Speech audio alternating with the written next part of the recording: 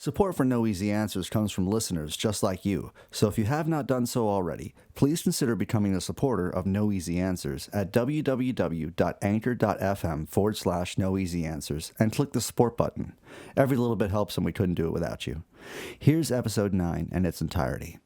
Some of us non-essentials aren't working right now, but let me tell you what, you still got a job to do. You still got accountability in your life. And in the work you need to do, the work you need to put in, guess what? You're showing up late to work. You're not preparing for the job.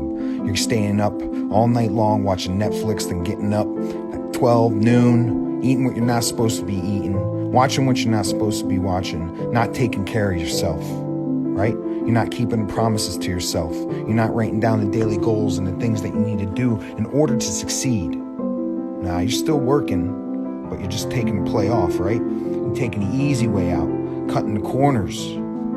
Well, let me tell you something. You got a responsibility to show up and do the work. You got to treat yourself like someone you're responsible for taking care of. You got to treat yourself like you're someone responsible for helping. And you have a conversation you need to have with the internal critic. You need to have a conversation with that person, look them in the mirror and let them know, I'm being a really bad employee right now, but I'm being an even worse boss. I'm not putting any kind of plan together. I'm not putting checklists together in order to strive and win the day. You got to show up and you got to put in the work. You got to put in the effort. There is no cutting corners right now. You got to use this time to get better. I don't care what him or her or they or them, what they got going on. The only thing that you need to be concerned with is comparing yourself to who you were yesterday, incrementally getting better today. You never compare yourself against other people's future. You never ever compare yourself against someone else tomorrow. There's going to be two people after all of this. There's going to be the victims and there's going to be the non-victims. There's going to be the people that see this opportunity and say, this didn't happen to me. This happened for me. This happened so I could get better. I can have an opportunity in my life to really finally address the shit that I need to take care of. So show up to work, get up early, prepare for the day, write down your critical tasks that you need to get done. Knock them out, win the day, keep moving forward. And presented to your winner once again, number 85, Nicholas Ross. No. Nick, I'm going to have you stay right there. So once again, when we started the show here tonight, wanted to take a moment to recognize some of the real, this is a tough one. The athletes who have really overcome a lot of stuff. And again, I talk about how much work it is to get to the stage and fighting for that first place spot, here on NPC competitions. 3 years ago, this guy was fighting for his life. And he was battling cancer and didn't know what direction his life was going to go and didn't know he was going to make it, period. So to go from fighting for your life to this is his first ever competition, ladies and gentlemen, a cancer survivor, your winner, Nicholas Ross.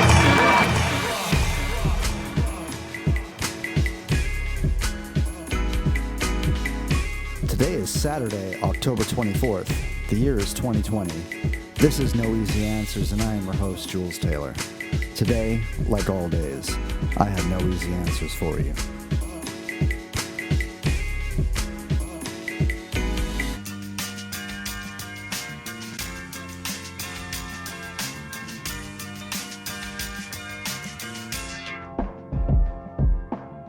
So today on the show, I'm speaking with another longtime friend of mine, Nick Ross. I met Nick while we were both working in the same music store in Nashville. We were both wet behind the ears punks at the time. He was a sales hotshot, and I had just been made manager over our department, so Nick and I tended to clash on the sales floor. You could probably say that we didn't like each other back then, and looking back, I was just not a good manager. When we stopped working together, he and I became the best of friends. We spent a lot of time in our early 20s drinking beer and playing video games, and in that time the person that Nick is came into focus, which is part of why I wanted to have this conversation. If you've ever hung out with the guy, you know he's immediately likable. He's an intense dude, but that intensity mainly comes from his drive, determination, competitiveness, and his heart. And when I describe him using those terms, I want to emphasize that all those traits are rooted in such an awesome authenticity. His drive doesn't come from a place of insecurity. His determination isn't rooted in his ego. show. His competitiveness is fueled by his passion, and his heart is fiercely loyal to his friends. He and I have kept up since then, but a few years ago, as you'll hear, things took a really bad turn for him. If you were to see a picture of this guy today in the year 2020, you'd never imagine that anything like that happened to him. And that's a big reason why I wanted to have Nick on the show, because Nick is a beacon of positivity in these dark times. Dude is literally living his best life right now, in this very moment, and he radiates positive motivation to everybody around him. So I just wanted to dig further into all of that in hopes that our listenership can find ways to take some of his positivity, motivation, and inspiration and maybe apply some of that to these difficult days that we find ourselves in. So here's my conversation with Nick Ross.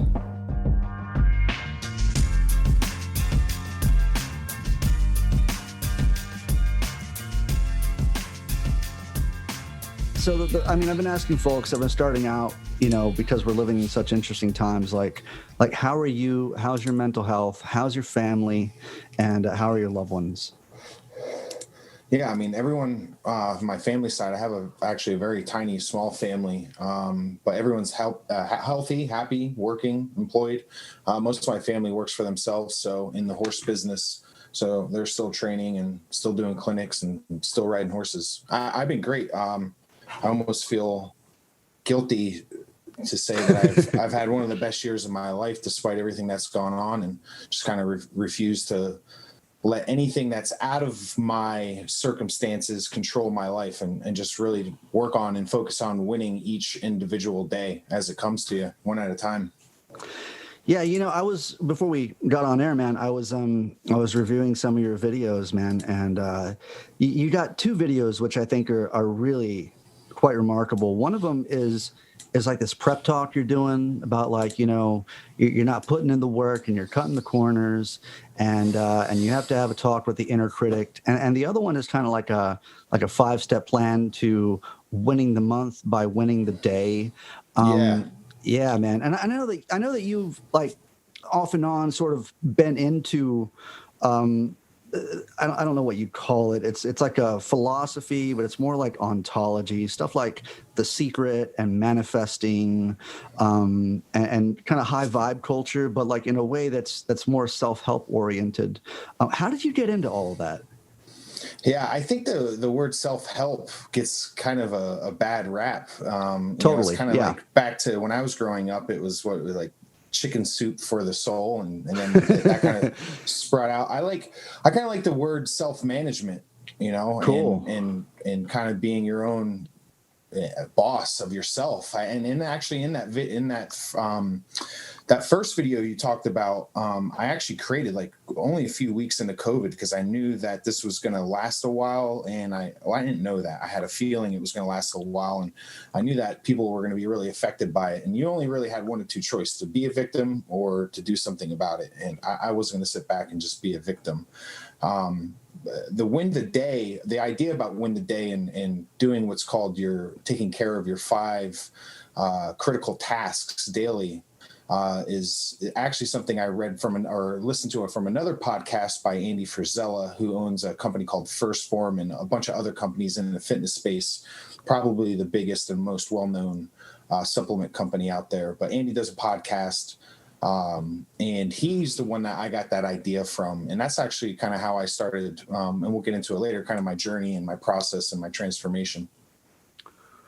Right on. Yeah. I think that part of the reason why I wanted to talk to you and all this is obviously, you said it yourself. It's like there's a bit of a guilty feeling that you're having the best year of your life. And there's nothing wrong with that. I just think it's completely remarkable that while all of this is going on, you in the early stages kind of realized what was happening and took some drastic measures. And I also think it speaks to your self-discipline and your capacity for self-management, which we'll get into as well. Because I as just a bachelor dude who has a ton of guy friends, I feel like you've always been better at managing your surroundings than most dudes. So can you tell me, like, we'll start way back. Like, where did you grow up? What was your childhood like? And how did that affect you into your adulthood? Yeah. I basically worked my ass off since I was 6 years old. And I know that's kind of hard to believe, but I grew up on a like 45, 50, 60 acre horse farm with about Mm. 16 horses. We moved to some other farms over the course of my life until the age of 18 when I left the farm. But I mean, we had up to almost 25 horses that we had to take care of at any given time. My family was in the horse business. They've always been that way. Um, and so I worked. I shoveled a lot of horse manure, a lot of shit, everything that had to be tended to on the farm, on the barn with the horses. The family took care of, and we were a very small family. It was just me, my mother, my grandmother, my uncle, who's only a few, maybe like 6 or 7 years older than I, and Mm. then my grandmother's boyfriend, who was kind of like my grandfather, but not biologically, on the Gotcha. farm. So we worked. If you were one of my friends in elementary school or middle school or high school, the rule was you had to work before you got to play. And that was kind of the deal. A lot of my friends liked it because it was different. I mean, growing up on a farm, there's a lot of different activities that you can get into that a lot of kids that live in the suburban life or from the city don't get to see. So it was fun, but it was also a lot of work. At the time growing up, I absolutely hated it. I actually dreaded it. But looking back on it, it taught me a lot about character and work ethic and knowing like what my limits are and kind of how to push past them. Can you tell me what makes your mother like a remarkable woman, man? Because you and I were raised primarily by women, and I get the feeling, I always got the feeling around you like you've always been a dude that reveres women, and Yeah, a we lot of both like, respect. Yeah. yeah, and we both look up to our mothers in certain ways. Like I know, and I've always wanted to hear more about your mom because like the reason why I look up to my mom is my mom was like she was flying around in helicopters as a paramedic. She was, and she was a school teacher as well. But on the weekend, she was out like flying in helicopters and saving people's lives and pulling people out of motor vehicle accidents and stuff. That's So right. it's, That's crazy. Yeah. yeah, it's nuts, man. So, but I'm curious as to your mother, like, I know that she is remarkable, but what makes her remarkable, both in the way that she lives her life and the way that she produced one of the coolest guys I've ever met. So Thanks, man. yeah, man. So Appreciate tell me that. about your mom. She's the reason for everything in my life. That's for first and foremost. My mom raised me as a single mom. I personally, at this point in my life, I haven't seen my father in over 20 years, and he wasn't really much part of my life growing up. Mm. So it was me and my mom and my grandmother, who was kind of my disciplinarian, and my father on the farm. But my mom is best described in really kind of one word, and that's resilient. Everything that she's been through in her life, she's always found a way. Growing up as many single mothers, she worked 2-3 jobs at a time to help support. Did everything for me possible. I played 2, 3, 4 sports at a time because I was a very hyperactive kid and I needed to stay busy so I could help focus and kind of get a lot of my passion and energy out. But when I was 15, she was in a series of 2 really bad motorcycle accidents. And the first one, she crushed her whole entire right leg from top to bottom. I mean, she's probably got over 100 screws in her both legs. Wow. Because a year later, she got in another motorcycle accident. Neither time was the person who was driving fault. They got someone ran through an intersection and T-boned both times. So almost a year to the date when she finally recovered from the first accident, another accident happened, basically the same thing, but to the left leg. My mom thinks she's shorter now because of all the surgeries. Right. But she was like, my mom's like 5'10". She's a taller woman. She rides horses for a living in a discipline called dressage. It's in the Olympics. It's an Olympic sport. In the summer games, but so it was a long road to recovery through all of that for her, and till this day she still rides. She rode in the World Equestrian Games 10 years ago. Actually, was the anniversary, which is basically the biggest event in that sport besides the Olympics, which was held in Lexington, Kentucky. And she rode for Team United States, which was after all of these accidents, after all of these things. So my mom is, my mom was resuscitated back to life multiple times from these accidents. Like Holy shit, she was yeah. flatlined, dead, come back to life because of all the loss of blood. But she's the most remarkable woman I've ever known in my life. Yeah.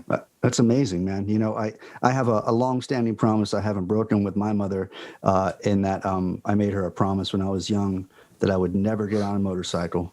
You know, she's been the one that's picked up many people from those accidents, and you know, I was an EMT for a little bit, so I got to see a couple motorcycle accidents as well during my time doing that, and it's really a scary thing. So for your mother to come back from not one but two accidents is. I mean, I'm at a loss for words. That's remarkable. But you know, one of the things I admire about you, brother, is that you're really fearless when it comes to showing your emotions. And I don't know if I ever really, in our time hanging out, communicated that to you. But I think you were probably one of my first male friends in life that showed me that it was okay to be vulnerable. Like, and you know, and I find that in this world that we're living in currently, I think the entire world is yearning for like some sort of newfound sincerity. And all of a sudden, it's really cool to be vulnerable. But as far as vulnerability is concerned, I think that, you know, back in the day when you and I are hanging out, I could see the passion from you, whether it came to your job, your relationships, your friends. You know, it was really difficult not to notice that, man. So when I say you're fearless with your emotions, I really admire that trait about you, and I wonder, is that something that your mother instilled in you, or was it somebody else formative in your upbringing that showed you how to do that, or how did that come about? You know? Yeah, you know,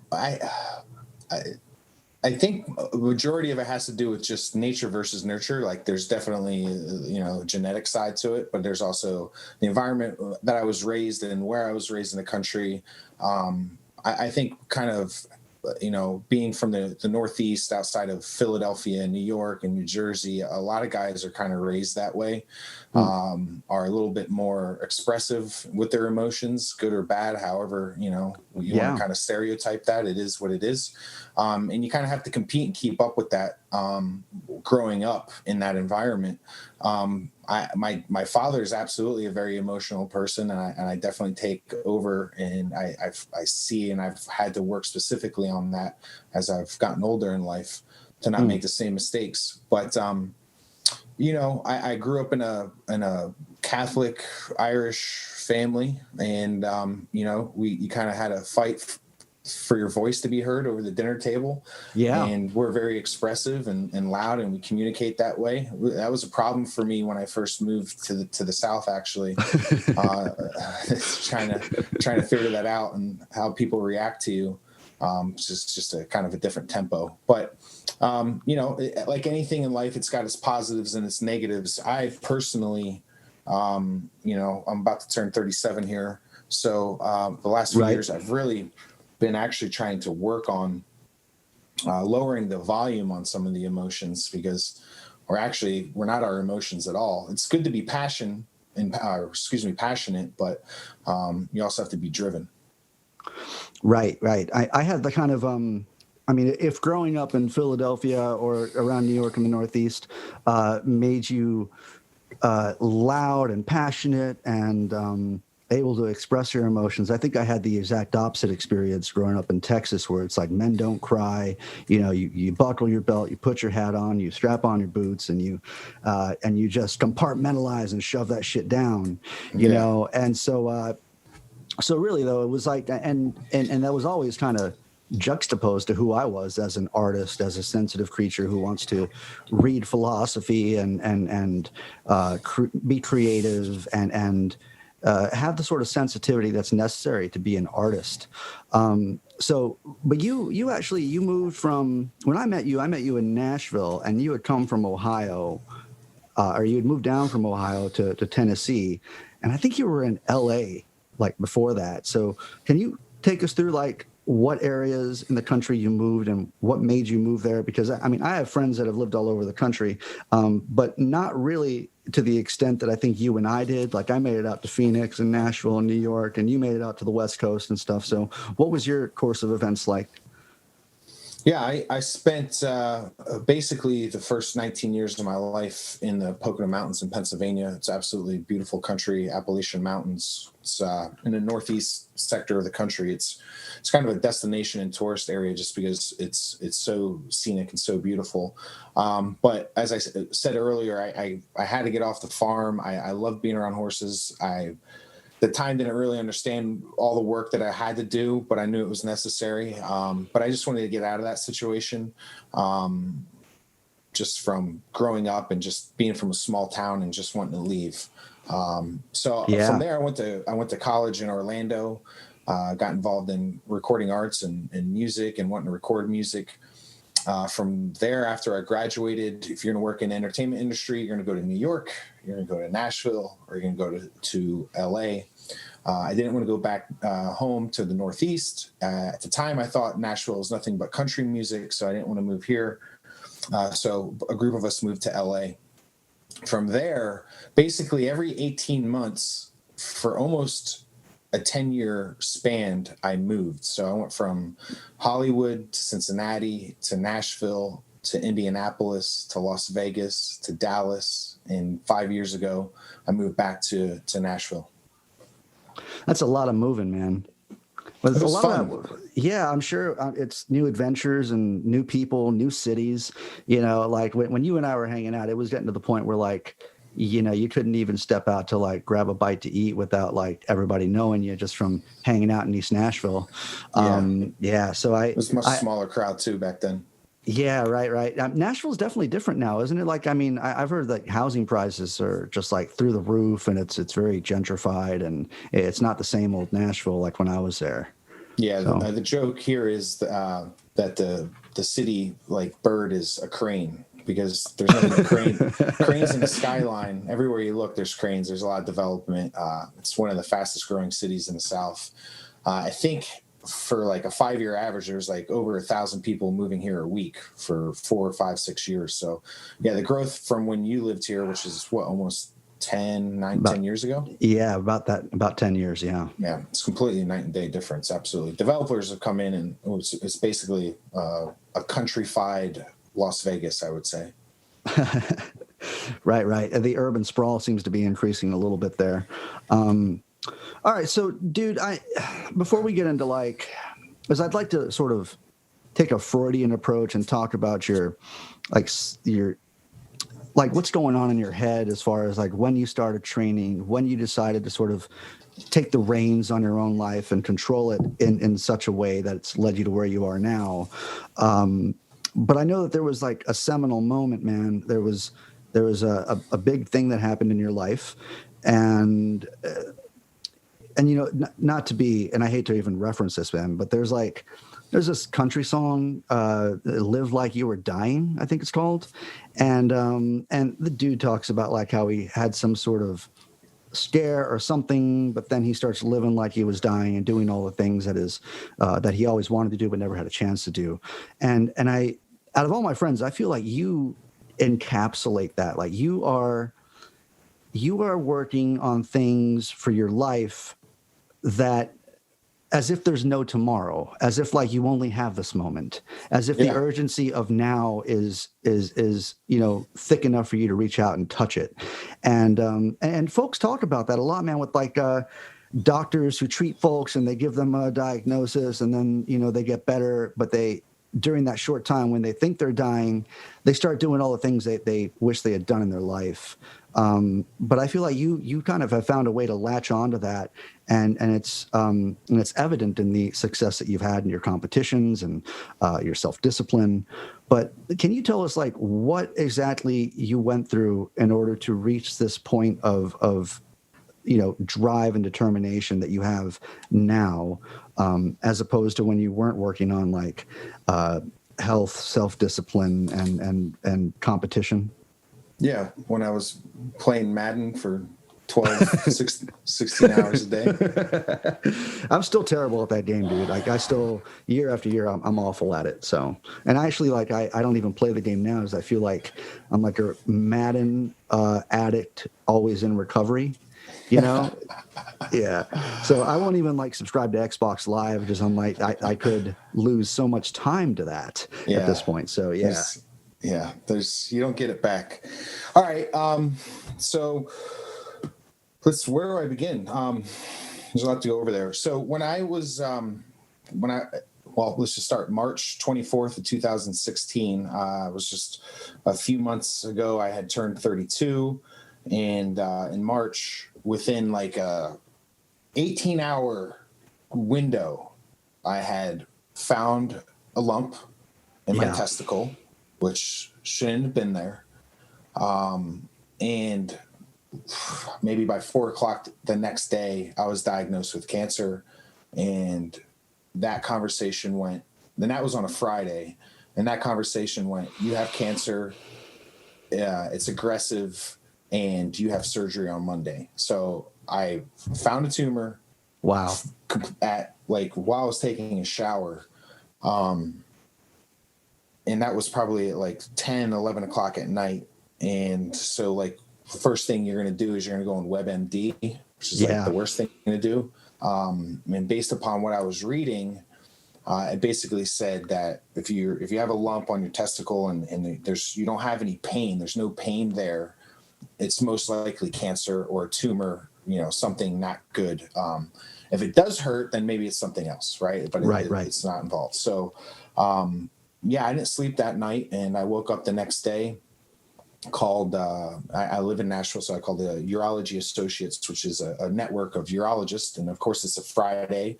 I call like a scheduling number, and the woman on the phone's like, "It's Friday, everyone is booked up," and this is like 40 doctors in the area, right?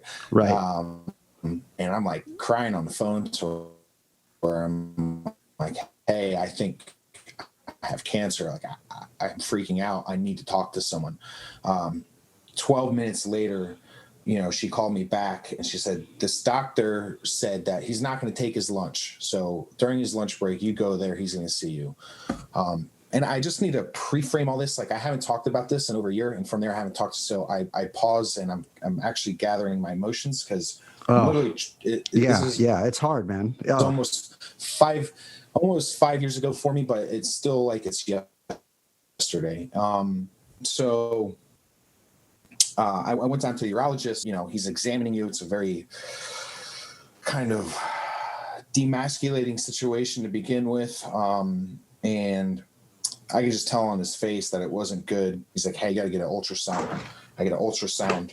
The doctor says, we'll call you on Monday, right? Because someone's got to look at this. We got to send this here, yada, yada, yada.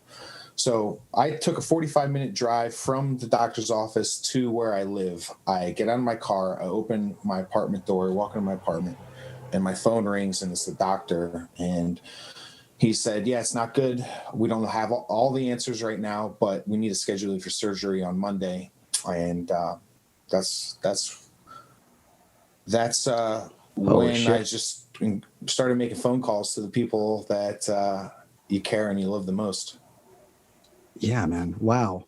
I couldn't even imagine having that kind of scare in such a rapid time frame. Like from one day to the next, your entire world is shaken, and suddenly there's everything that seemed like it was important is automatically second place at that point. I had a chance to tell you the truth, man. I didn't know about this until you had set up like a GoFundMe, and I fucking cried that day when I saw that, man. I don't remember what I was doing that day, but I remember I saw that, and I just thought, like, how in the fucking world, man? Like, this guy is like, you are a horse, dude. You are a healthy dude. You've always been a guy who like is up, energetic, and is going. And so it was really shocking to me to see that you, of all people, had contracted that or had developed cancer. Go ahead. The hardest thing for me, I don't know, it's hard to quantify anything and say the most or the hardest or anything like that. But one of the defining moments or one of the hardest things I had to deal with is there's really no explanation to why, and I haven't researched this stuff in a long time. So, but the last time I looked at it, like brain cancer or brain tumors, testicular cancers or testicular tumors, there's not really a cause and effect, like a known reason why these happen. It's not like I smoked cigarettes for all my life and I got lung cancer, or I ate really poorly and I got colon cancer, or some of these more cause and effect. I dipped and chewed and I got, throat cancer. So I immediately just started like beating myself up for the life I had lived up until that point. That was the hardest thing for me to really accept, because I knew throughout my 20s, I didn't live the life where my habits were serving me. There's definitely that. Like that period of moving every 18 months, part of that was, I got a job, I got a promotion, I got a raise, I got to go to a new city. I was a young bachelor. I wasn't married, no girlfriend, no kids. It was easy to move. A lot of those cities were great, and I didn't do things that served me, and I knew that, and I had already been battling that in my head when I had turned 30. Like, I don't know what it was. I wouldn't call it a midlife crisis, but when I turned 30. I was like, holy shit, like, started doing the math. Like, the average American lives to 78 years old, and I'm already 30. Like, on average, I almost lived half my life here. Yeah. I have that thought like once a day. I'm like, I'm 37 now, and I think, man, do I have another 37 years in me? So I think for you, when you turned 30, you started beating yourself up about your health and stuff. But I don't know, man. I just continued with all these old habits, and I'm like, well, why haven't you put out a record? And so I started focusing on music at that point. But it also, as I get older, man, I understand that like it's, taking care of your body is something that, and I see it in kind of the older folks that I know, and I say older, and it's not like they're that much older, but if you're not kind to your body, your body won't be kind to you as you get older too, and so, and I mean, when I was running sound and stuff for live bands, I mean, at the end of the day, I'd be moving, large speakers and stuff around, but I'd be tired as hell. And there'd be like a 55-year-old dude just running circles around me, man. And I was like, man, maybe that's the cigarettes. Maybe that's the beer. Maybe that's the staying up late. What is that? But a 30-year-old shouldn't be outpaced by a 55-year-old any day of the week, So, and people will get this confused. Like the body and the mind are one. They're one. Right. They're one unit. So whatever the body's feeling, usually the mind's going to feel that way as well. So if you don't feel well and you're not, and you're tired and you're lethargic and you got energy issues, like that affects everything. Even a 3% decrease in hydration of the brain totally affects all kinds of motor skills. I mean, that's the definition of a hangover to begin with. Right. You feel absolutely horrible because your brain is actually dehydrated. So they're one unit, and they're symbiotic, as we all know, but the way you're feeling has so much to do with your mood and your outlook as well. Right. So like if you're pessimistic about the day and you don't feel well, chances are those two things are linked. And likewise, if you're feeling good, you're more probably optimistic rather than pessimistic or depressed or what have you. So yeah, and I mean that's another thing that like, I mean, I didn't know that automatically growing up. Like if I need to eat something that will actually increase, like that will make better the way I feel in my head, not just like giving your body some nutrients, but also like, oh, now you can think more clearly. Now you can, your reasoning is more sound at that Correct. point. Yeah. And you also, I mean, even from an aspect of, you have like three main energy and stress centers in your body. And one of those is digestion. And it takes an incredible amount of energy to digest food. And if you have unhealthy food, or you're eating a whole lot of food during the day, you're having all that energy and all that blood constantly going to the stomach.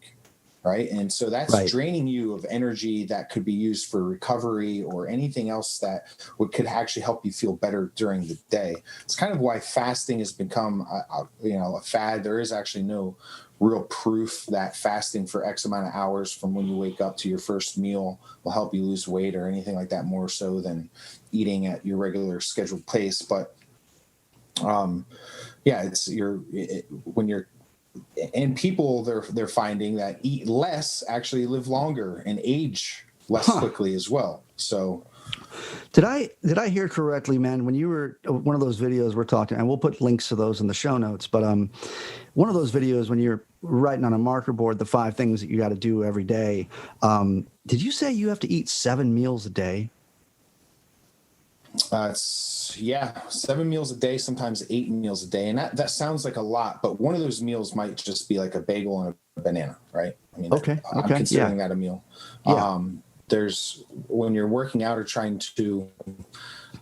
whenever you're trying to lose weight, the fastest way to lose weight is to build lean muscle. And the way that you build lean muscle is by getting enough protein and carbs and fats, etc. Those are called macronutrients. But you have 2 windows where it helps you build lean muscle, and that's drinking protein, right? Which is kind of like the big joke, you gotta drink your protein, right? But drinking your protein in a window pre and post workout, so before your workout and after your workout. I'm also considering those meals. But yeah, 7 to 8 meals a day. Yeah, every day. Man. Wow. That's a lot of I mean, I don't know, man. I don't know even if it was just like a banana and a bagel, if I could do 7 or 8 meals a day. But you're also expending a lot of calories in your workouts and stuff. So I guess, if, maybe that would be a different story if I was burning that stuff off actively. All right. Yeah, so but you can also have 7 meals across a span of, you get 8 hours of sleep. What's that leave you? What, 16 hours? Right. So you're basically eating in 2-hour intervals over like a 10-hour window, or maybe 6-7 hour window. But even if you're trying to lose weight, you need to eat that many times because you're keeping metabolism, right? You're keeping the fire burning. Right. Yeah. So when I saw pictures of you, after your first competition, you had your arms just fucking blew up, dude. I mean, like I had never seen, and I think I told you this. I was like, I've never seen anyone just be like, you know what, I want big arms, and then 6-8 weeks later or whatever amount of time, which it wasn't even a year. It seemed like a couple months or something, and all of a sudden your arms were gigantic, man. It's like you got to cut slices in your shirt sleeves now or something, and I think you had posted something about like a deep freezer you got at that point, and it was just like you had I don't know, all sorts of protein in that freezer. Yes. And it was just kind of wild to me. I'm like, this bro went and got a deep freezer so he could freeze like 2 dozen chickens or something in there, and that was totally wild because I guess I hadn't put 2 and 2 together that in order to grow muscle, you have to intake just a ton of protein at that point. Yes. Yeah. I mean, you're eating a lot of calories, like clean calories, but I don't eat anything that I don't really prepare myself. Like I compete in bodybuilding, right? So like every year you have a season where you're bulking and then you're leaning out, which to be completely honest, it isn't very healthy to do to your body. I'm just gonna be honest, and it does age you. It does age you. It's kind of like the actors that do these dramatic roles, right? Like gain a bunch of weight and lose a bunch of weight back and forth. It's really not healthy for the body. So I just want to make that clear. But it's part of the sport and part of what we do, and it's part of the consequences. But yeah, I have to eat. I probably eat a couple at this currently. I eat a couple pounds of chicken a day. Wow. So it's up to like $200 a chicken a month, about $50 a chicken a week in chicken breast, actually. Wow, man. But yeah, it's all in. It's a balance of macronutrients, so proteins, carbs, and fats. And I'm in a bulking stage because I'm not competing anytime soon. I'm trying to gain size. So in that instance, you're going to be at what's called a a caloric surplus. So I'm eating more calories in a day than I'm actually burning. When you're losing weight, you're at a caloric deficit. So you want to eat less calories and then you're burning in a day. So your body goes into I want to call it survival mode, because it is, but it isn't. But it starts burning off fat because it needs energy. And it says, hey, where am I going to get energy from? I'm not getting enough food. So I'm going to start burning off the fat for this energy. That's what fat is. It's just a storage device of future energy being burned. It makes perfect sense that from an evolutionary aspect, when we're cavemen and we're going to gorge ourselves on this buffalo that we found, and if we don't find any more buffalo for a couple of weeks, we're going to burn off this excess fat. So let me ask you, man, because I'm sure that with all of this like meal planning and eating this much per day, and I'm sure it's not always like, the funnest time. Like sometimes you don't want to eat the damn bagel, or you don't want to have that like fourth meal or something. But I'm sure that you have cheat days as well. So when you get a cheat day, do you just what do you look for on cheat days, man? Is it like anything specific, or is it like, are you just looking for a big greasy hamburger or something? Or it's the default is always a hamburger and French fries. When you're in prep, which is usually like it depends on where you are, but we'll say a prep is typically 4 months, right? And so over those 4 months, you're getting leaner, but also trying to stay full from a muscle aspect. As you're losing weight, no matter what, as you're burning fat, you're also going to lose muscle size. So it's a science in a timing window to the day you step on stage to look your leanest, but also fullest. It sounds oxymoronic, but that's kind of the science behind water, salt, carbs, balancing all of those things. Gotcha. But as far as gaining size, it's actually, for me, way harder to eat a lot more food than it is to eat less food. I'd actually rather eat less food throughout the course of the day. Currently, I'm at like 4,500 calories a day, which is an incredible amount of food. That is an incredible amount of food, man. That's really well. I couldn't even imagine taking in that much. But then again, I also I'm blessed with this, or cursed, however you want to look at it, as like this really, really fast metabolism. Like, I don't think I've really, I might have gained like 5 pounds since quarantine, just as like I'm eating really well here at home now. But that's probably the most weight I've ever noticed gained on me in my entire life at this point. So I'm just a lanky fucker, I guess, I'm not an expert or have no degrees or anything. And I wouldn't even be able to break this down deeply, but so much of gaining and losing weight is also this controlled unknown that most people don't know because they don't get the blood work to test it, but it's the thyroid. And the thyroid controls so much of, how to gain weight or losing weight or why you are or not. And blood work will actually reveal that. And then there's things that you can do to help adjust to whatever, if it's hyper or hypothyroidism. Right. So, I want to ask you, man, I don't know if we've, in the course of telling your story from childhood till now, if we've advanced to the point where I can ask you about when you met your trainer and where your head was at in that process. But clearly you beat cancer. You're here with me talking today. You're living your best life. You are probably the most fit, I would think, at this point in your life than you've ever been before. So when you decided to do this, did you understand how big of a responsibility you were kind of taking on and reckoning with at that time? Or was it not until later that you realized, oh shit, I've really stepped in something and now I'm doing this and it's become the main focus in my life? Is that, I guess what I'm asking is, are we at that point where I can ask you when you met Jeff, or is there anything before that with your struggle with cancer that you wanted to make mention of before we move on to that stage in your life? Yeah. Just kind of pre-frame all of this. So throughout my 20s, I was an athlete my whole entire life. I played ice hockey. It was my love. I skied all the time. I grew up on the mountains. My dream was always to go and play for University of Michigan, play D1 ice hockey and make it to the NHL. That was always my goal. When I was 16, I was in a car accident on the way to the mall with a bunch of friends. I wasn't driving. Long story short, I was cut out of the vehicle with jaws of life. Oh, shit. Sent to the hospital. Had a bunch of brain trauma, a bunch of broken ribs. Basically ended my chances at advancing in sports. That was always my love. I was always in shape. I grew up on a farm. That was like working out for me was being on the farm. Throughout my 20s, as I alluded to earlier, all this moving, having fun, going out, partying, I just didn't take care of myself. I was gaining a lot of weight.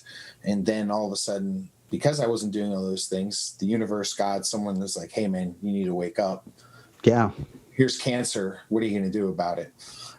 So I had the surgery. And then 4 months later, that's when that GoFundMe came out, because I learned that I had to get, in chemotherapy terms, which is called very heavy chemo. You know, they use a kind of a sliding scale of light to heavy. Right. I had to have very heavy chemotherapy, which meant 8 hours of chemo, 5 days a week, every other week for 2 months. And that's like punching in and out. That's 40 hours a week in the chemo labs, just getting liquid chemo. They cut a port into your chest. They put this big plastic bubble in your chest, and every day, you know, you get the chemotherapy drugs and saline put into you. Most people get like they're like once every couple weeks for a couple hours. I'm sitting on this chemo ward, this chemo floor for 8 hours a day, watching 40, 50, 60 people come in throughout a course of a day. I'm watching people. I always had like my chair. I always sat in my same chair, because I was there all the time. And there's this guy that sat next to me, and I watched him wither away. I watched him begin, you know, healthy, normal, you know, and just wither away. I have no idea who this person is, who this man is. I don't know his name. I don't know if he survived. I'm only assuming he had some kind of like colon cancer and he had a colostomy bag attached to him. But I can never, ever get that image out of my head. And I explain this, but all of this, what I'm going to say after, comes from two parts. It comes from the GoFundMe, which was this overwhelming feeling of appreciation and gratitude, because I think within 48 hours it raised $9,000 to help pay for my chemotherapy sessions, or even with insurance, my surgeries. So the gratitude of other people, that changed my life. And witnessing this person who I promised myself that if I ever got another shot at this, if I ever got another chance, I was going to do two things. I was going to serve others as people had served me and displayed gratitude to me, and that I would do everything that I could to be the best version of myself. So after chemotherapy, I'm ballooned up. I'm getting all these liquids, like huge bags of chemicals and saline, like chemo, saline bag, chemo, right? All this is the order. And I ballooned up to like 260 pounds. I'll never forget stepping on the scale and seeing that I have no hair. My hair's fallen out. I'm looking in the mirror.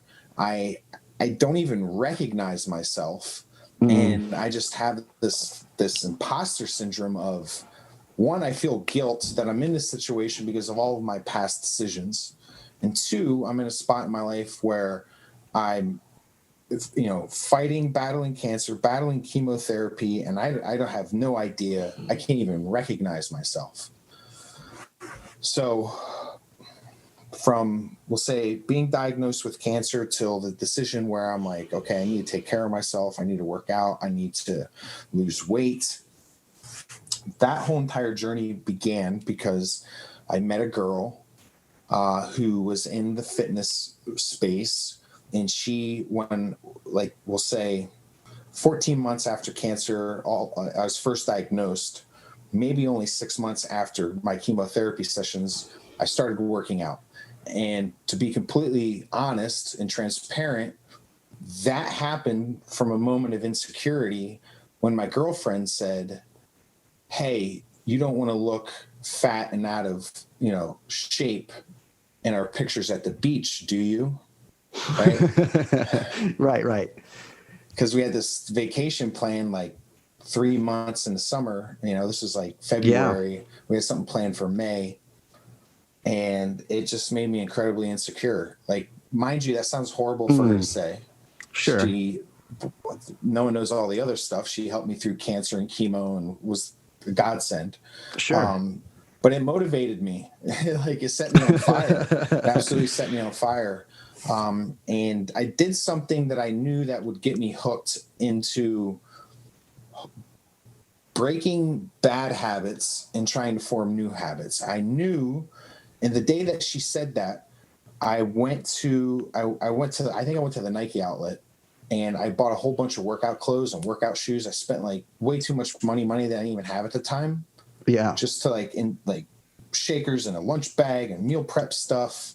And I was like, all right, I'm going to do this. I'm going to spend money on it, because if I know I spend money on it, I'm going to be really pissed off at myself. I spent all this money, don't use any of it. Yeah. So I kind of just reverse psychologied myself in order to get motivated to start this day one.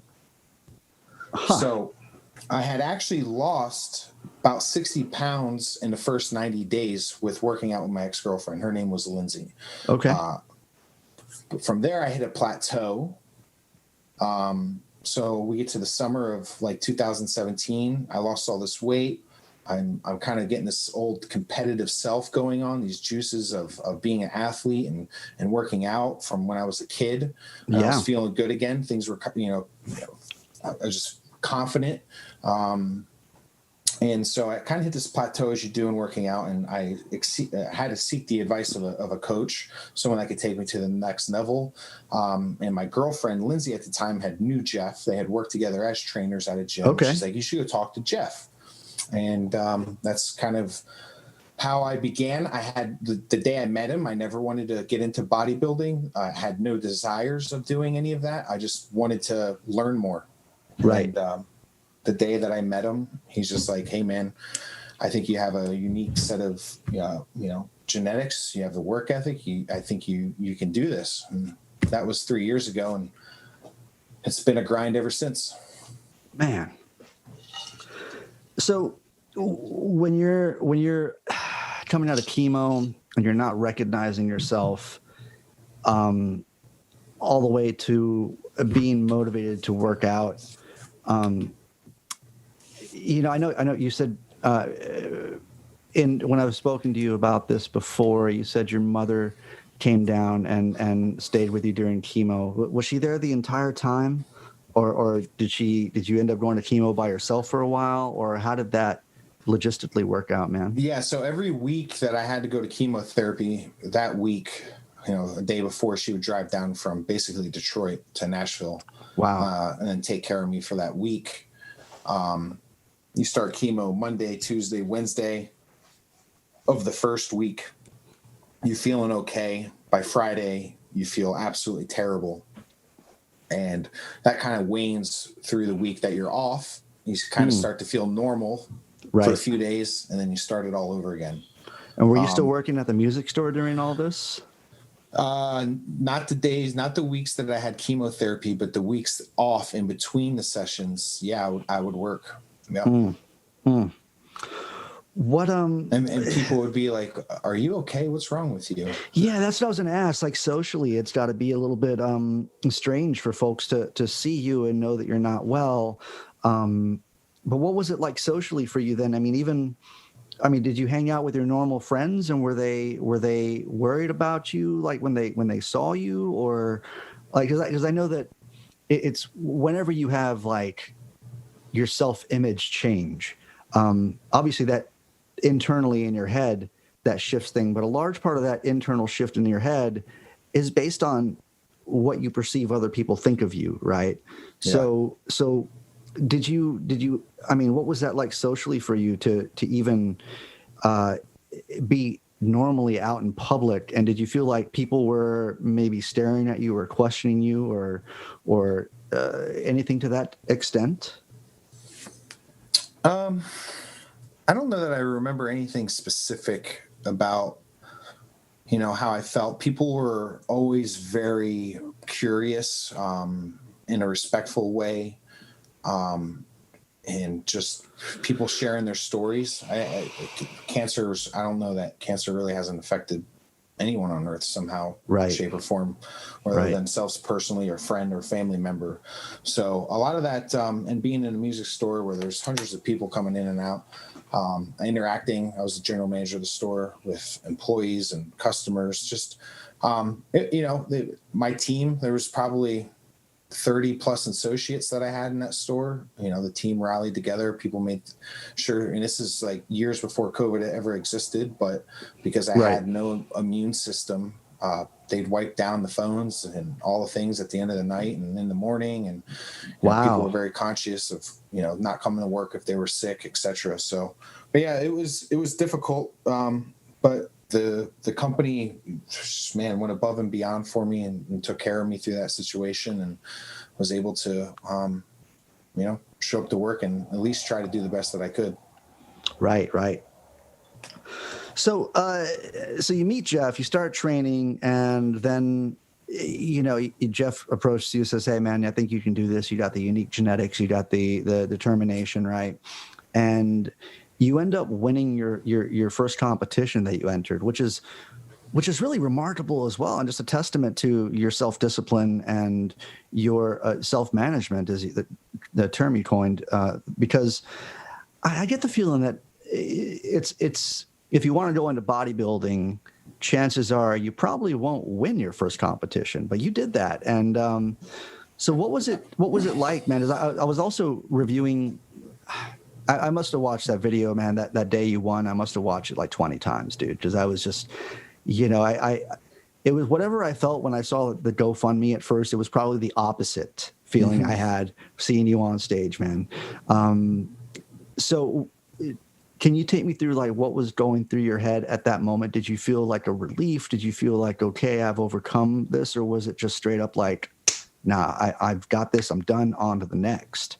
I mean, did you take some time to like really enjoy that and relish in it? Yeah, bodybuilding has like a lot of classes and divisions, so I don't want to like hype it up too much, but I had basically wanted a class, which was absolute beginners.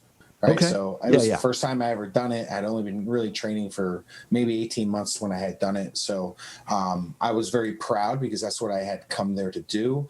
But it's honestly what I had felt in that moment was I got a lot of more work to do. I mean, that's really where I came from. Like, my coach had told we'll call it the MC of the event, about my cancer story. So when they put the first, place trophy around my neck, and I'm walking off like I should, he's like, hold on, wait. Yeah. And kind of explain my story from, battling cancer to being on the competitive stage, and, a room of like 300-400 people standing and applauding and clapping.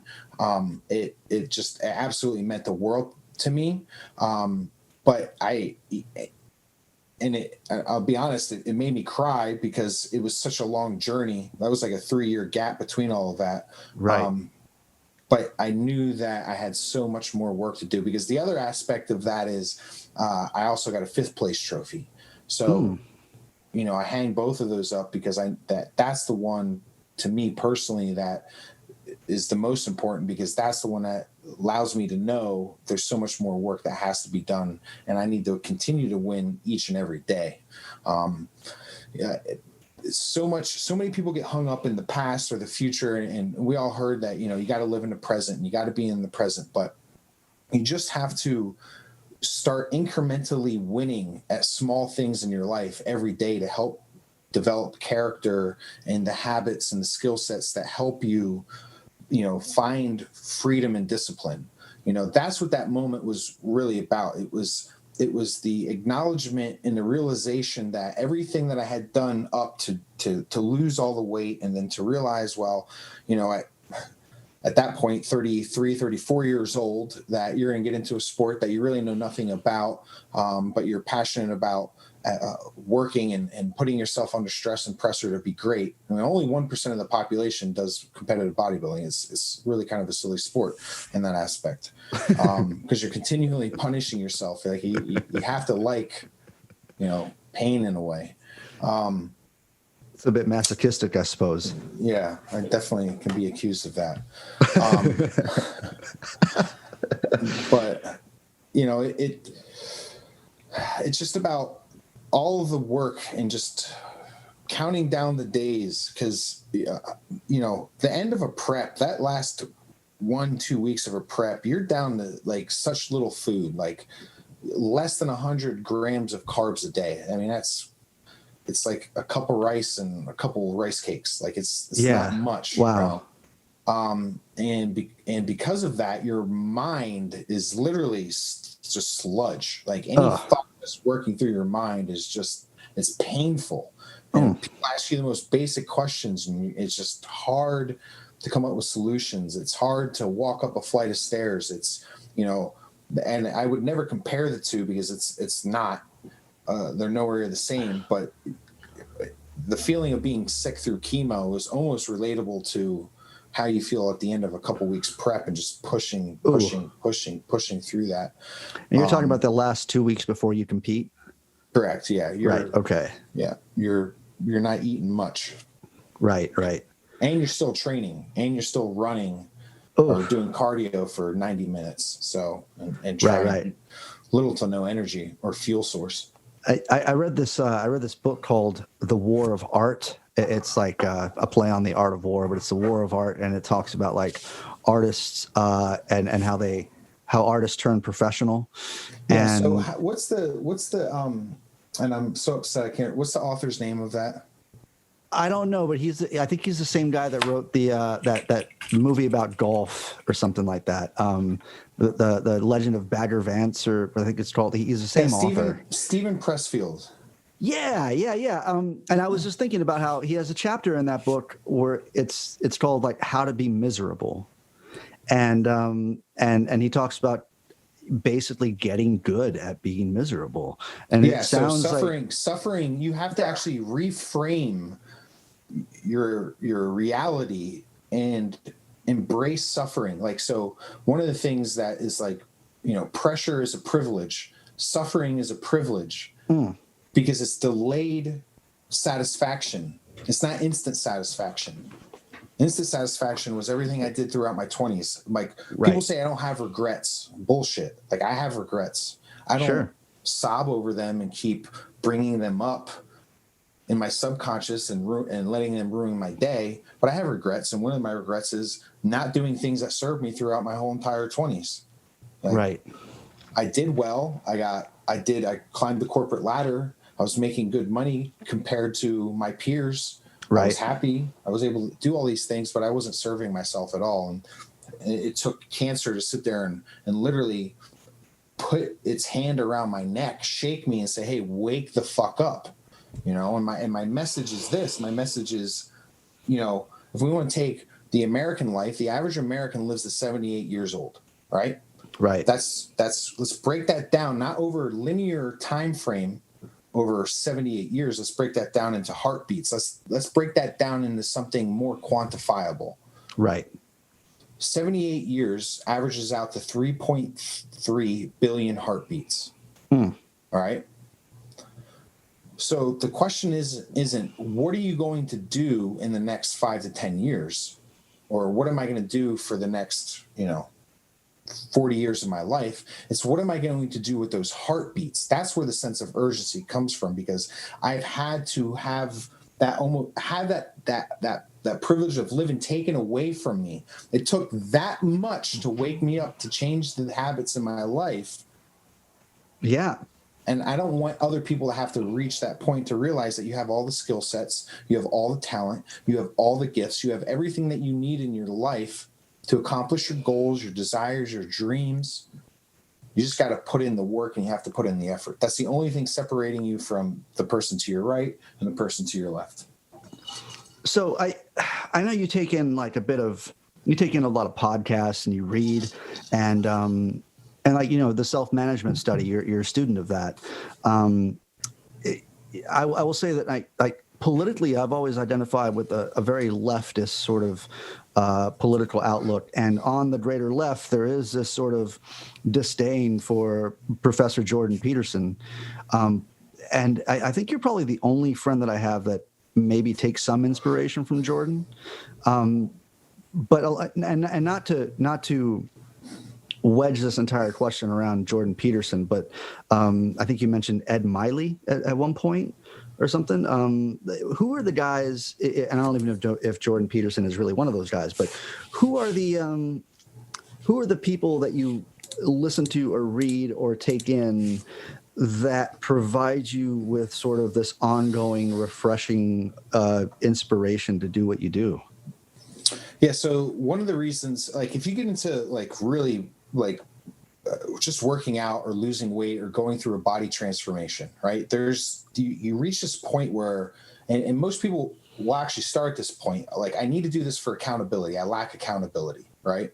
And when you do something that is as punishing as going to the gym, driving to the gym, doing all these things, like, we haven't even talked about going to the grocery and cooking the food and putting it in meal prep containers and going out with friends and pulling out your meal prep container and eating in front of them and everyone judging you, like, or having to go to a wedding and not being able to eat any of the food and pretend like you eat the food. Like, there's all these things. But I kind of lost my train of thought. I'm sorry. That's okay, man. No. I was just asking you about the dudes that inspire you. You know. I'm sorry. That's okay. It's all good. Yeah. So, but when you're going through all of this, I came to the realization that I couldn't do all this physical, stressful activity and all of this preparation without also working on, one, the mental side, and also two, the spiritual side. But let's just deal with the mental aspect of it. You can't just do the physical part because you will give up if you don't work on the mental strength and the mental dexterity as well. So, my mentor and coach, Jeff, made some recommendations. This guy reads, like, I think he's up to like 85 books already this year. Like, wow. He's a powerhouse of reading. And I hadn't even read a book, I'm going to be completely honest, probably since I was like in college. I didn't read anything. I wasn't absorbing enough knowledge besides maybe, Joe Rogan YouTube videos from years ago. So, and then I started like studying successful people and whatever their field is and however you want to define success. But all of these people are reading nonstop. I forget what it is, but like Bill Gates, he reads some incredible number of books every single year. And you'll find this in all these kind of leadership circles or business circles or successful people, and whatever their field is they crave information. So I started with podcasts. I particularly listen to Audible. Reading for me personally isn't as enjoyable, and I don't retain the information as good. I'm more of an Audible learner. So I do a lot of podcasts and also Audible. But I started with Ed Milet and I started with Andy Frisella, two of the biggest podcasts in their space for entrepreneurialism and also leadership, sales, accountability. And that kind of spiraled into other leadership, other books.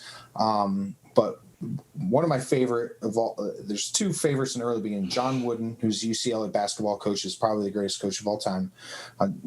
Debatable, but to me he is. And then John C. Maxwell, who's probably like the greatest author of leadership out there.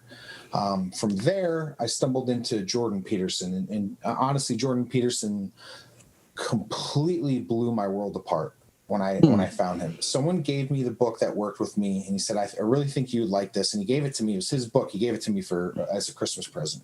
Cool. And I started reading it, and just about the chapter one's about lobsters and the dominance hierarchy within lobsters and how this has been going on for hundreds of millions of years and how it works perfectly with humans. Totally off topic, but that just blew my mind away. But it's this whole entire process of order and chaos. And when people are struggling and when people are going through chaos in their life and suffering and strife and all these things in their life, like, you have to reframe that. Like, being a human being implies you're going to have order in your life and you're going to have chaos in your life. And chaos is okay. Now, too much chaos will make you absolutely crazy. Mm-hmm. But too much order, we all know what happens when there's too much order, right? We have concentration camps, we have communism, we have all these things that obviously haven't served us throughout the 19th century and 20th century proved to not work for us. So you can't have too much order in your life, and you can't have too much chaos in your life. But what chaos brings, if you're in this dark moment, or you have, for me personally, have cancer, I had to reframe that and try to find the positive lessons out of that. And chaos in itself means renewal, and it means rebirth. It means a new opportunity. So if you're going through this hard time in your life, or what you're perceiving to be this negative event in your life, you actually have to embrace it, reframe it, and realize it's an opportunity to grow. It's a growth opportunity laying in front of you. You know, what you're saying reminds me of kind of like what Cornel West talks about, this ancient Greek term called pieta, I believe, which is like the quality of education that you get, you know. And as he says, like, you know, people like James Baldwin, he didn't receive an education, but an education went through him, is what he says. And so I guess what I'm getting at is that you found this way to embrace or reframe the most horrible thing that's ever happened to you. And you know, and Cornel West talks about like how the term human comes from the word humando, which means creatures that bury their dead. And so to him, an education and pieta is learning how to die. And so and I find it kind of amazing the way that you've arrived at these things through a path that I don't think is I don't think that, I don't know. So Jordan Peterson's helped a lot of people out, you know, and I want to give him credit for that sort of stuff. But I also think that it's an unusual path that you took to arrive at this sort of learning how to die, or learning how to reframe things. One of the things that you say, which anytime I think about you, this phrase comes up, and I know there's like this internal dialogue that wants to reject it, and that's just like my own like ego, or my own whatever that is that pushes out positivity in your head, you know, whenever you have these thoughts. But you say, it didn't happen to me, it happened for me. Mm-hmm. And that's really powerful, dude. That was one of the most inspiring just phrases that I had ever heard in my life. Yeah. And I would, it's hard to say, because I believe that our words are spells, right? Like you need to be impeccable with your word. Yeah. That's that Miguel Alanis thing, right? The four agreements. Yeah. Cool. 4 agreements. Exactly. Yeah. But in a way, cancer was the greatest thing that ever happened to me, because it forced me to look at myself in a mirror. It forced me as a man to look myself in a mirror and ask the hardest questions I needed to ask myself, to realize that I am not my feelings, I am not my emotions, I am the stillness, I am the in-between, right? Yeah. I am the in-between of the order and the chaos. Just like the yin and yang, you know, the yin and yang is 2 serpent heads, right? Right. And they're the opposites of themselves, but it's the same symbolism of order and chaos. And you don't want to be on one side or the other. You want to be right in the middle of those two. You want to be on that line in between the black space and the white space, right there in the middle. You know, I've been reading a book by Professor Todd May, and he wrote 3 different books, and I'm kind of in the middle of all 3 of them. But it's called, he wrote a book called A Decent Life, A Significant Life, and A Fragile Life. And right now I've been reading The Fragile Life, and I wanted to communicate this sort of thing with you, because I feel like in so many words, he kind of articulated when I say that you were a guy who taught me that it's okay to be vulnerable.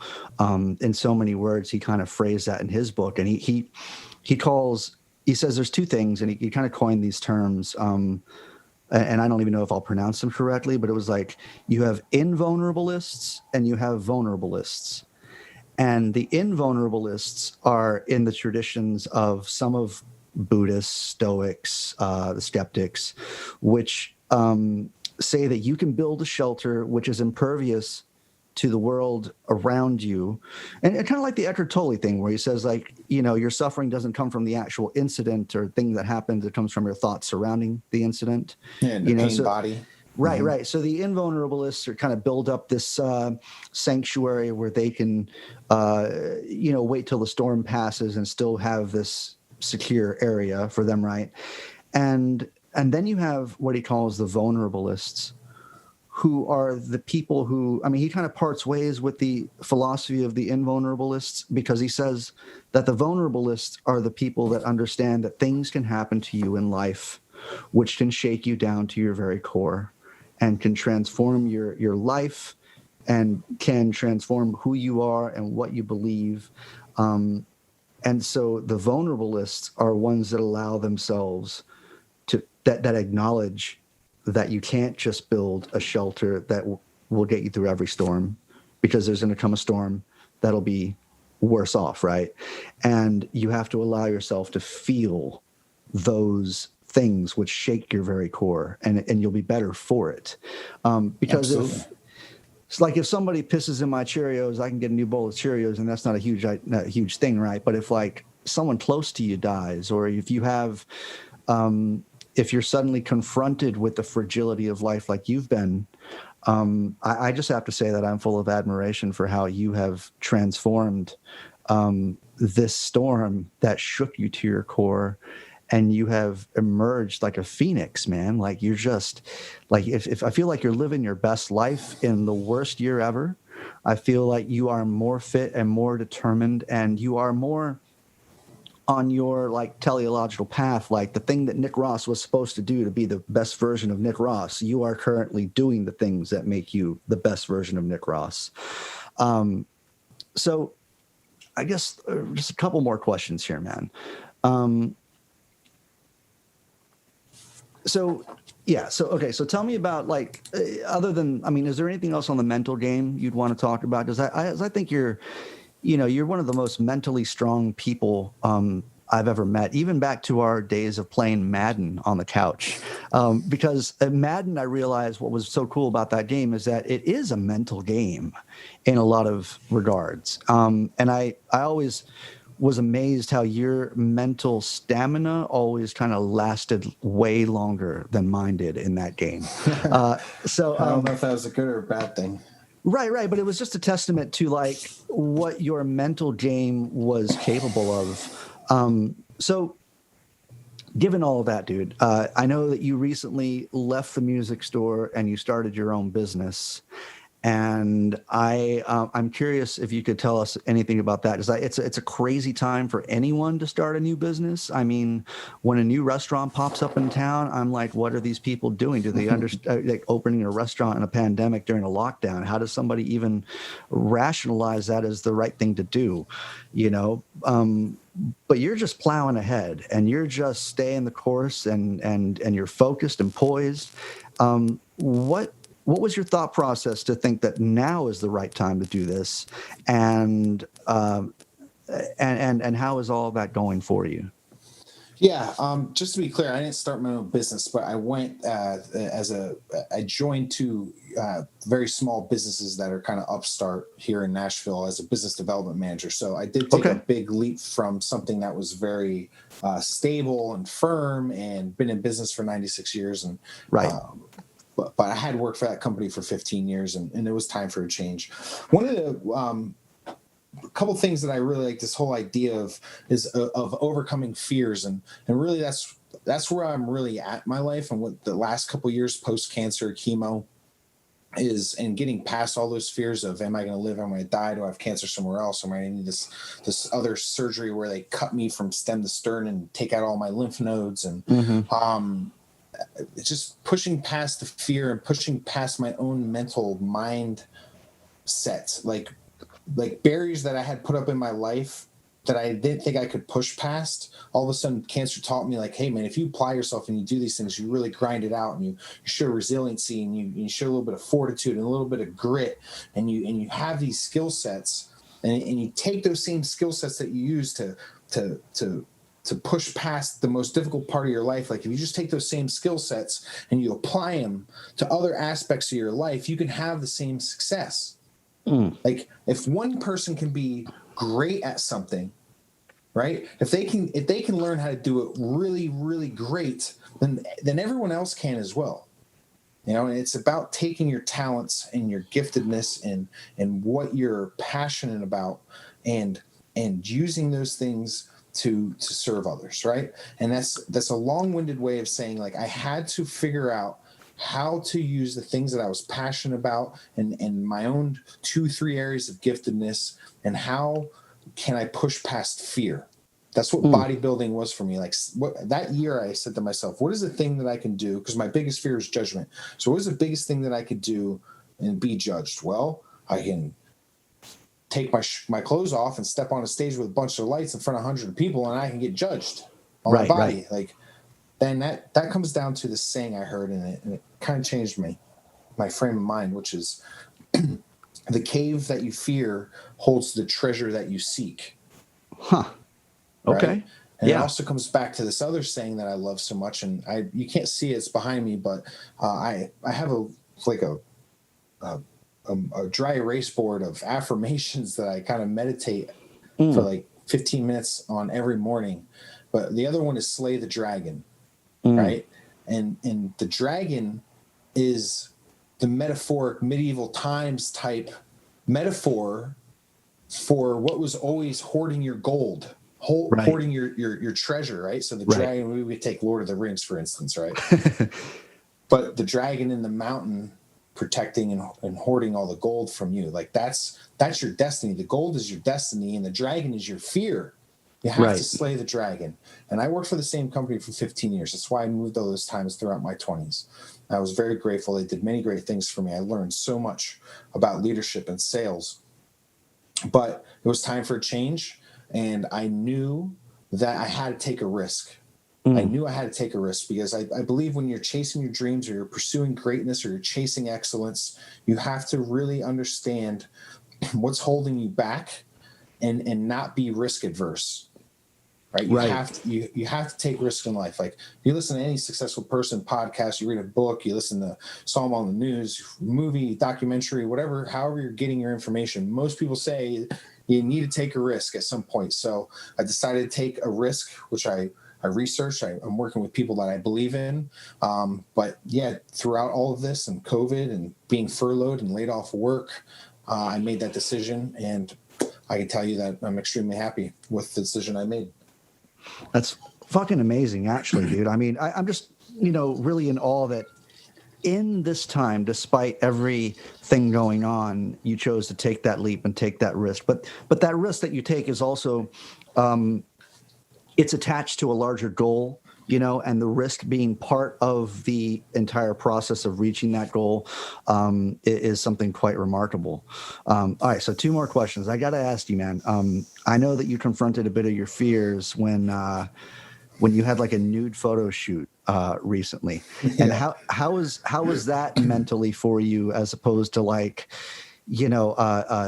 competing in your competition and winning? Like, was that a similar fear, or was that something of an entirely different?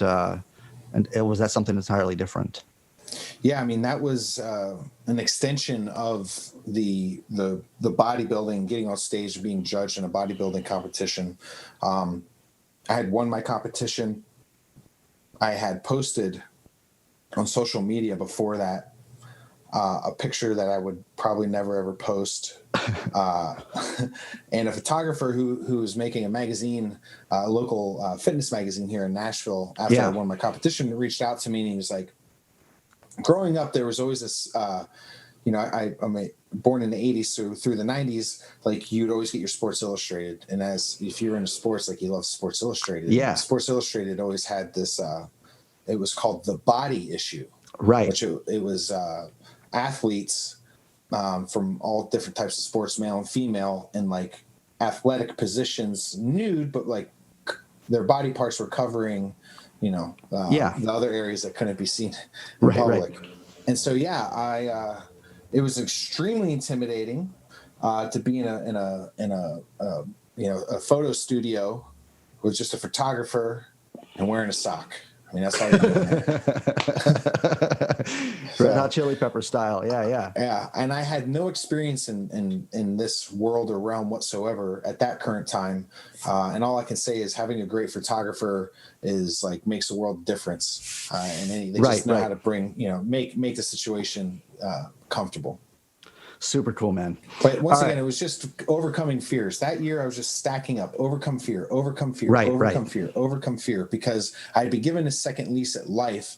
And that was what I was not doing through my 20s. My 20s, I was comfortable path of least resistance. Like, all right, like you're happy with where you are in the status of the world, or you're in your dominance hierarchy, right? Right. Bam, 30 comes along. 1 year later, year and a half later, diagnosed with cancer, and just the world like, hey, I made a promise. It's not something I talk about a lot, but I made a promise the day that I started the GoFundMe, and that filled up. Like, I had no way of paying for all these bills. The financial stress was stressing me more than the physical diagnosis, to be completely honest, which sounds sad, but it's the truth. Sure. Even with great medical benefits, is still ridiculously expensive. But I promised that after that, because I was so blown away, it was harder for me to accept the GoFundMe donations than it was to accept the cancer diagnosis from the doctor. Like that blew my mind. Right. Cancer is very possible, we know, but this gratitude of other people, the generosity of other people, of all these people, I think it speaks to your character, brother. Yeah, man. I mean, you're beloved, man. Like, I mean, the way you are loyal to your friends and fierce and passionate and confrontational with your fears. I mean, people really, the world's a better place because you're here, brother. Yeah. Well, that's very kind of you. Yeah, man. I just, at this point in my life, I think it's extremely helpful to write down your goals. I'm a firm believer, if you ink it, you think it. So if you're trying to get from point A to point B, which point A is where I am now. Let's just break it down to the basics. Yeah. This is where I am now, point A. Right. And point B is where I want to be. And whatever you want to change. Financial, education, relationships, your job, weight loss, body transformation, whatever, addiction, whatever you want to change. Point A, point B. You have to have a plan. You have to have a plan. And people don't do this. They don't physically take a piece of paper. I'm not talking about typing it in your phone or typing it in a Word document. Pen, paper, bring your thoughts into this world. Bring that into this world and start making yourself accountable for where you want to go. That's just like step one. Then once I did that and I started holding myself accountable to a piece of paper, and I didn't want to let myself down, and I realized, holy shit, keeping promises to myself feels really good. Right. It feels really good. Right. I keep promises to all these other people because I don't want to disappoint all the people in my life. I don't want to disappoint my friends. I don't want to disappoint my girlfriend. I don't want to disappoint my family. So I hold up those obligations, but I don't hold the own obligations and my own promises that I keep to myself. That seems crazy to me. The idea of that is crazy. It's crazy. I mean, self-care is more difficult for others than it is for, I mean, self-care is something that, like, you're either really good at it or you're just not, and oftentimes if you're not, you're probably better at, like you said, keeping promises to other people. I think it's part of human condition, because Jordan Peterson raises this point, and don't hold me to the statistics. No. I'm going to fudge the statistics, or mess them up, but it's something on the lines of like 50% of Americans who get diagnosed a prescription that will help them don't pick it up. The other 50%, or not 50, or like 40%, pick it up, but either abuse it, take more than what's recommended, or they buy it and they don't take it. Right. Now, the same American population taking their dog or their pet to the vet, nearly 100% of the time, pick up the pet's medication, right, and administer the prescription for the animal properly. Nearly 100% of people are saying that we will take care of our pets, our beloved pets, before we will take care of ourselves. And that is absolutely mind-numbing to me. And I fell into that category. Like, I'm just as guilty. Just as guilty. Right. And it took this event in my life. Unfortunately, sometimes this event that happens in people's life, as we all know, there isn't a second chance. There isn't another, opportunity to change. There's just not. Right. All right. So last thing, brother. So I work with I live with my girlfriend who is a therapist. She's like a licensed mental health counselor, and she oftentimes deals with people who are trying to pick up the pieces of their life, So for that person who's out there whose life is scattered, they struggle to find meaning, or they suffer from self-esteem issues, or they're scared to take a risk, or what have you. Maybe they're just stuck. But whatever it is, like, what advice, and maybe you've already said this in so many different words, right? But what advice would you give to someone that's trying to pick up the pieces, improve their material conditions, and find meaning in this? I think of it in terms of like an existential thing, like we're thrown into this world. We're all people who don't really know why we're here, don't really know where we came from, and we don't know where we're going after this life, So we have this sort of thrownness, as Jean-Paul Sartre would say. So for those of us that are struggling to find meaning or trying to pick up the pieces, how would you, or maybe trying to create order out of their life at this point, like what advice would you have for that person? If you're down or you're out or you're at proverbial rock bottom, it's a blessing. It really is. It may seem like a curse right now. There might seem like there's no light. You can't even see the light. You're in a dark room. Your hands are out. You're looking for the walls, right? You're basically blind. You're blind. Yeah. And you don't know how to get out. And every time you try to get out of this hole or this bottomless pit, you just keep digging yourself deeper. But what you have to realize is that we fight for our own limitations. We will defend our own limitations. Something as simple as, just as an example, I'm really bad with names. I'm great with, I always remember a face, but I'm really bad with names. Now, who says I'm great with faces, but I can't remember? I'm sorry. I'm great with names, but I can't remember a face. Right? No one ever says that. And there's no truth to either statement. It's just that we fight for our own limitation. This is something as simple as remembering names, which is something I suffer in. I actually study how I can get better at remembering names, but we won't get into that. Sure.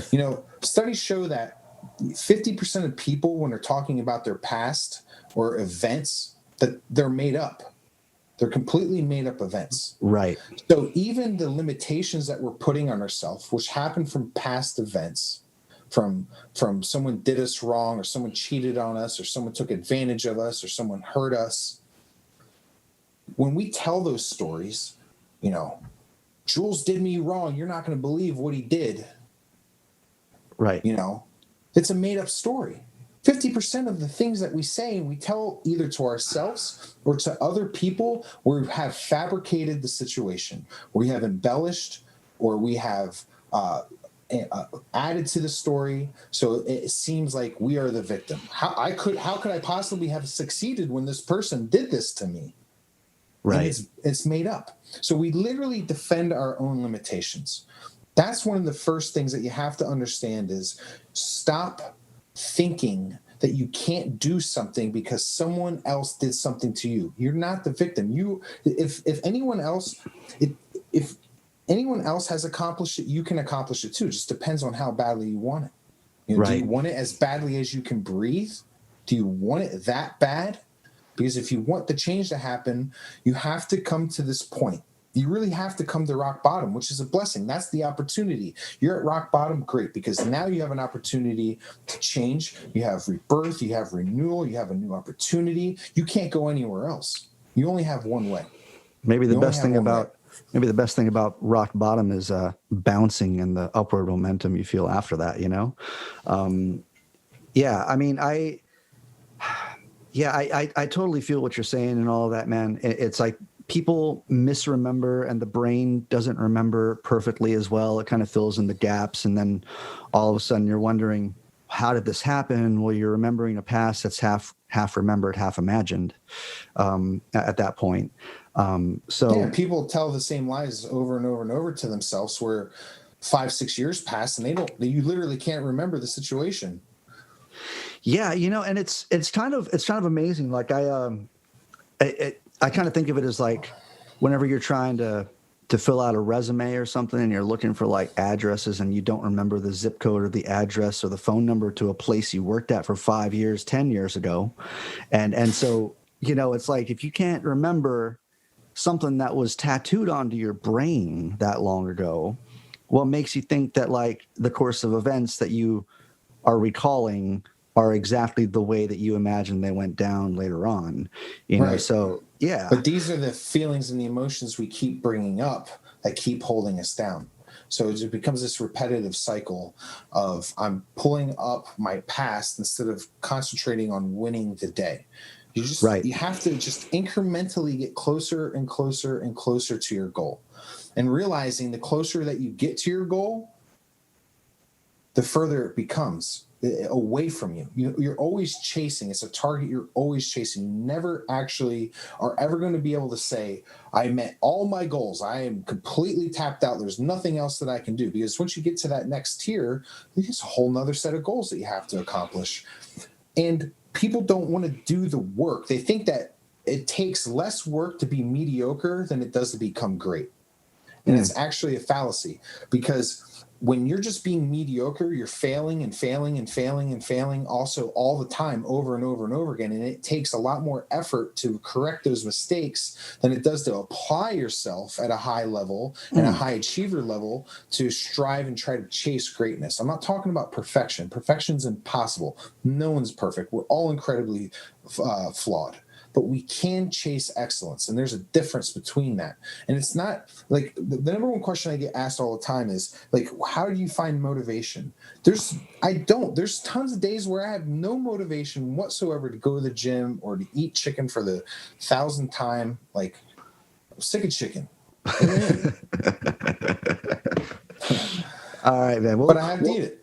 Yeah, you got to do it, man. You got to do it. Well, listen, man, I want to say thank you for coming on here and sharing your story and talking about the things that have happened to you. And I'm hoping that the listeners that take in this episode within these dark days that we live in, I'm hoping they can take some of your advice, some of your wisdom, and some of your techniques and apply that to their own lives to improve their lives.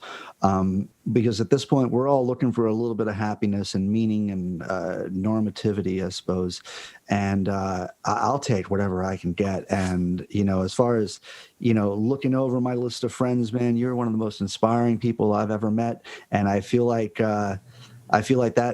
that's just become a true statement within the last 4 or 5 years, given your story, man. And, you know, and it's, I also feel like knowing you as well as I do, man, I think even without cancer, you would have hit a point where you would have wanted to make a change. You know, I'm glad that you have changed, and I'm glad that your life is the way it is now. I wish it wasn't because of that, or I wish that didn't happen for you and I have to go through those lessons. But man, I guess there's just something else out there that determines like what we need in order to progress. And so it goes back to what you said, like happened for you, not happened to you. That's right, brother.